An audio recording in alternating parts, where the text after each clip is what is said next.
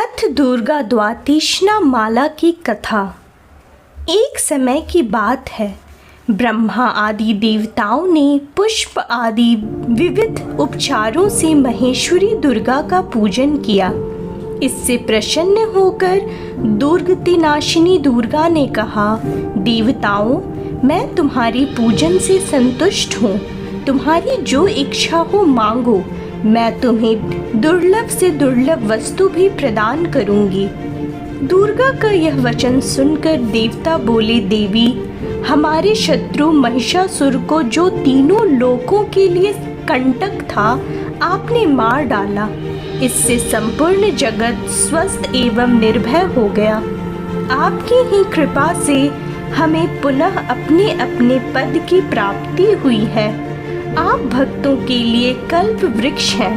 हम आपकी शरणों में आए हैं, अतः अब हमारे मन में कुछ भी पाने की अभिलाषा शेष नहीं है। हमें सब कुछ मिल गया, तथापि आपकी आज्ञा है, इसलिए हम जगत की रक्षा के लिए आपसे कुछ पूछना चाहते हैं।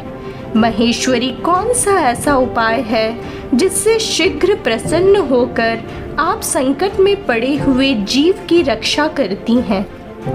देवेश्वरी, यह बात सर्वथा गोपनीय हो तो भी हमें अवश्य बतावें। देवताओं की इस प्रकार प्रार्थना करने पर दयामयी दुर्गा देवी ने कहा, देवगण सुनो, यह रहस्य अत्यंत गोपनीय और दुर्लभ है। मेरी 32 नामों की माला सब प्रकार की आपत्ति का विनाश करने वाली है। तीनों लोकों में इसके समान दूसरी कोई स्तुति नहीं है। यह रहस्य रूप है, इसे बतलाती हूँ, सुनो।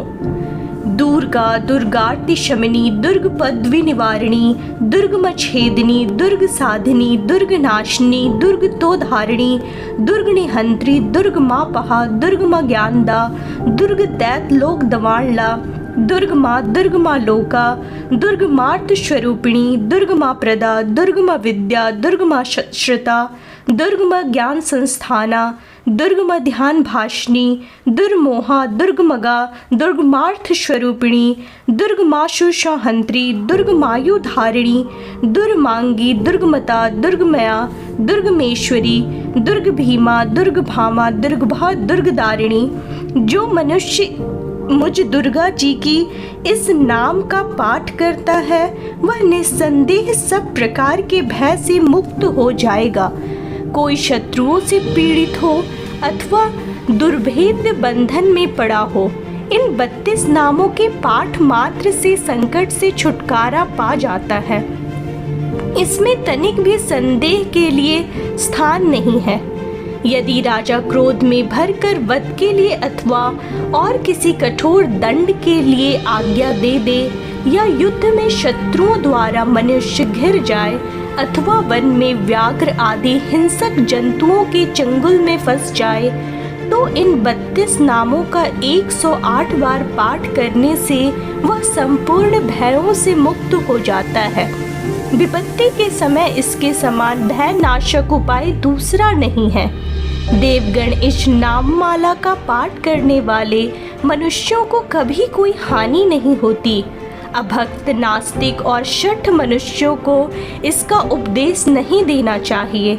जो भारी विपत्ति में पड़ने पर भी इस नामावली का 1000, 10,000 अथवा लाख बार पाठ स्वयं करता है या ब्राह्मणों से कराता है, वह सब प्रकार की आपत्तियों से मुक्त हो जाता है।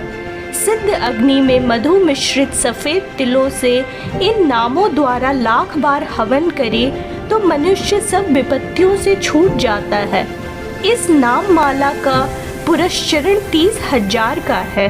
पुरस्चरण पूर्वक पाठ करने से मनुष्य इसके द्वारा संपूर्ण कार्य सिद्ध कर सकता है।